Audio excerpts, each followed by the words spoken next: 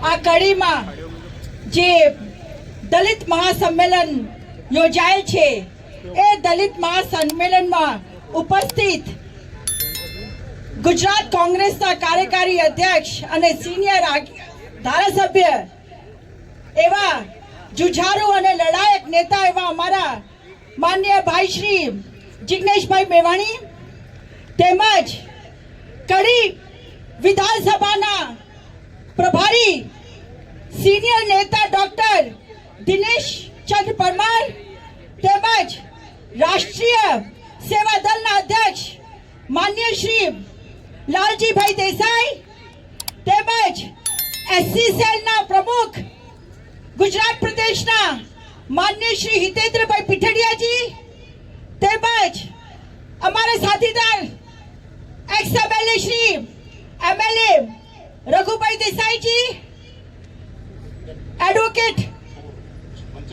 મંચસ્થ મહાનુભાવો પરંતુ મારા બેનનું નામ તો લેવું જ પડે મારા બેન ગીતાબેન પટેલ બસ છેલ્લે હું એ જ કહીશ કે મંચસ્થ મહાનુભાવો તેમજ અહીંયા ઉપસ્થિત તમામ ભાઈઓ બહેનો અને જ્યાં સુધી મારી આવાજ પહોંચતી હોય ત્યાં સુધી બધા શ્રોતાગણ સાથીઓ મારી વાત શરૂ કરું પહેલા મહામાનવ મહાનાયક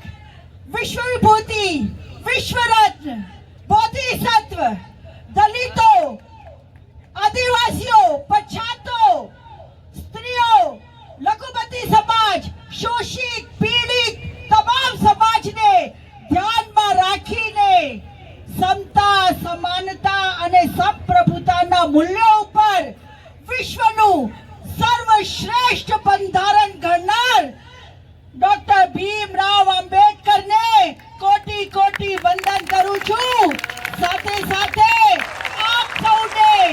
રત્નાબેન વોરાના જય ભીમ જય સંવિધાન જય મૂળ નિવાસી જય જોહાર અને નીલા સલામ સાથીઓ ચૂંટણીનો સમય છે વધારે બોલવાનું ના હોય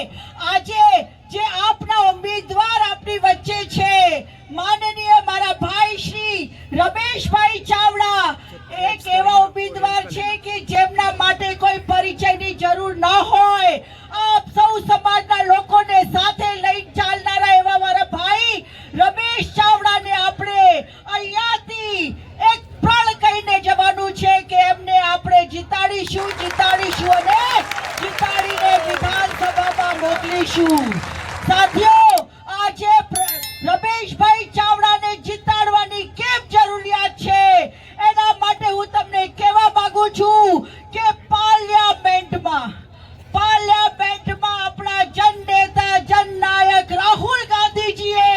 આ નરેન્દ્ર મોદીની આંખમાં આંખ નાખીને કહ્યું હતું કે હમ ગુજરાત જીતેંગે ગુજરાત જીતવાની એક કડીના બાબતે આપણે કડીમાંથી રમેશચંદ્ર ચાવડાને જીતાડીને મોકલવાની જરૂર છે બંધારણ બચાવવા માટે રમેશ ચાવડાને જીતાડવાની જરૂર છે લોકતંત્ર બચાવવા માટે રમેશ ચાવડાને જીતાડવાની જરૂર છે સ્ત્રીઓના સન્માન અને સ્વાભિમાન બચાવવા માટે રમેશ ચાવડાને જીતાડવાની જરૂર છે આપણા સમાજના જે બાળકો છે એને શિક્ષિત અને આગળ વધારવા માટે રમેશ ચાવડાને જીતાડવાની જરૂર છે લાંબુ કહેવાનું સમય નથી બસ આ જ હાકલ લઈને હું તમારા વચ્ચેથી વિરમું છું અને છેલ્લે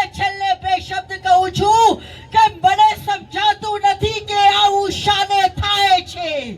મને